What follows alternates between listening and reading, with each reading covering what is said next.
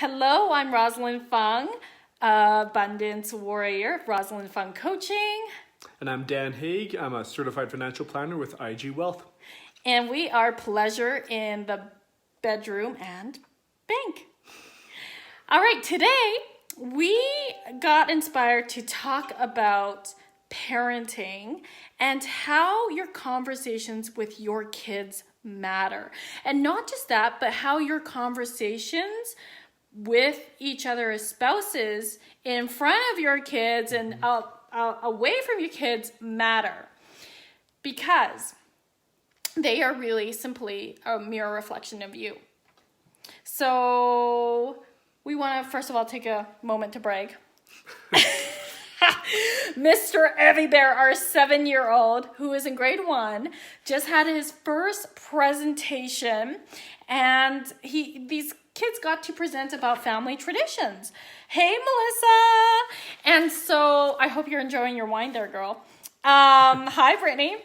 And Everest talks about our family tradition of going out to Vancouver Island in BC.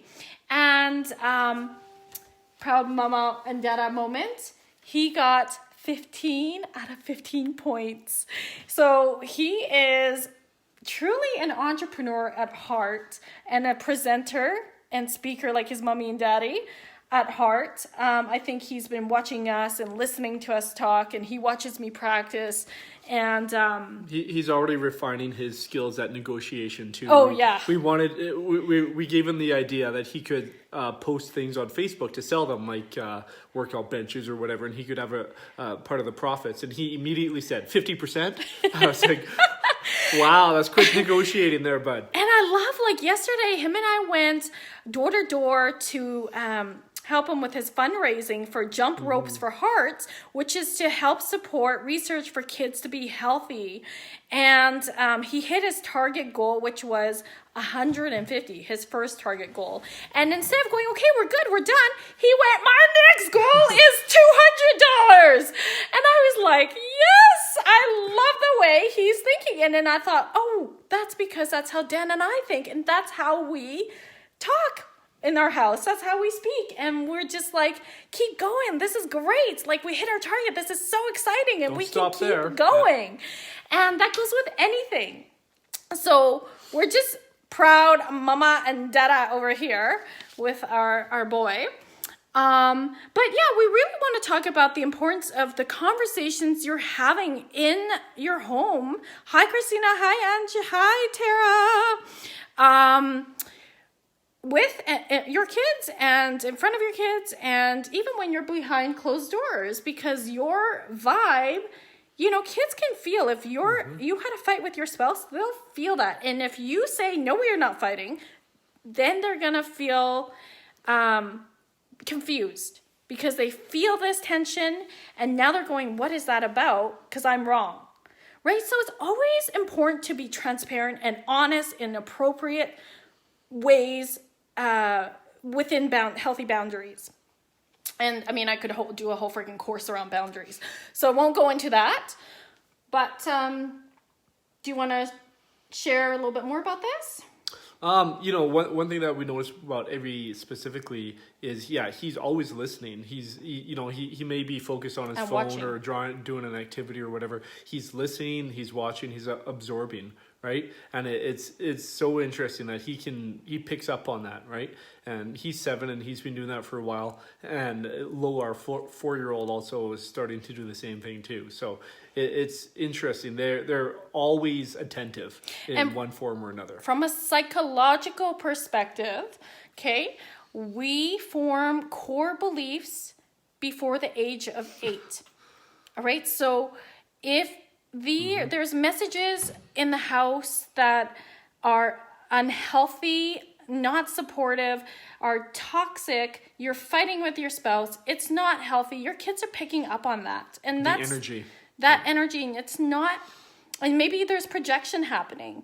And so don't blame yourself, don't judge yourself, but go and do something about it. Don't be a victim to your circumstances. go and get help. Go and see a coach. Go and see a therapist. You need to do the inner work. And Dan, I stand strongly behind that. Do inner work and continue doing your own inner work, because your beliefs and your mindset are everything. Your external world and the results that you see are a reflection of your internal world. Okay, so if there's something you don't like in someone else's behaviors, in your family, in your kids, then this isn't about blaming you. We are not about blaming or shaming anyone here, but it's a good opportunity, a phenomenal opportunity to go, okay, what is it that we can do here as parents? Well, the best thing you can do is go and get support. Go and shift your mindset. Your kids are not the problem. Okay, they're just a symptom. I remember I have training and I've worked with families for a long time as a therapist in my former career. And I look at things in a family system dynamic. So a child's behaviors, which I really hate to say, are a reflection, are a symptom of a greater systemic issue. And it's up to the parents to take responsibility and accountability to shift the way they're thinking. And I mean, we are not freaking perfect. Trust me.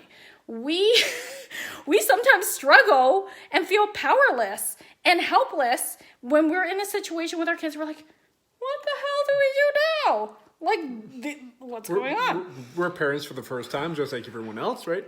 Right. And so it's like, in that moment, we may not know, but it's about trusting and holding space for their child. And instead of shaming them for their behaviors, just hold space and acknowledge the emotions that are underneath. All they want is love and attention, and find a way to be creative, to come through the back door so that they can feel your presence. They can feel you're not judging them. Because our kids are not out to get us, are not out to annoy us, even though it feels like that sometimes. Really? Yeah. Right? They're just being kids, and they're love, and we're love. At the core of all of us, we are love, and so be love, choose love. Above everything, choose love over fear. Choose love over anger. Always under anger is fear. So if you're reacting to your child's behaviors with anger, with frustration, then it's time to check in with yourself and go, what is going on with me that I can't hold space for my child? Because trust me, it's sometimes a really freaking hardest thing to do, right? And our kids can be our greatest teachers. They totally are our greatest teachers. And so allow them to.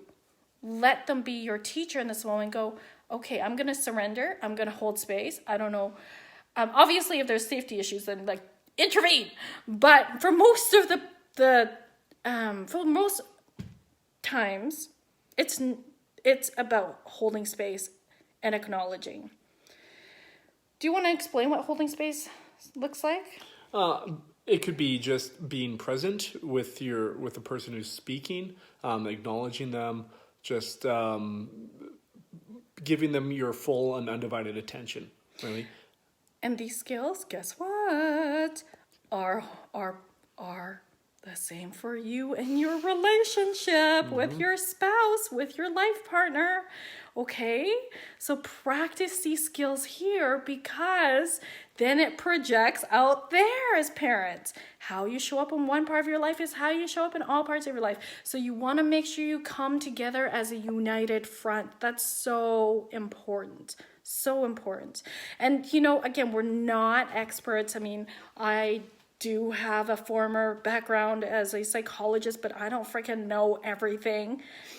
Okay? I have lots of experience, but I'm not perfect. I'm human too. And we would love for you parents to also share what works for you guys. What is your greatest parenting learning and lesson that you have so far in your life? And please share below, because let's share the love. Let's share the lessons. Let's not shame or blame anyone, because that's not what this is about. This is about creating support. And at the end of the day, Dan and I, really our core message, if you haven't noticed, is do the inner work. Connect with yourself, connect with your partner, because the more connected you are, the more supportive you are to each other, it reflects in every single part of your life. Your career, your parenting, your energy in the household, your sex life, right?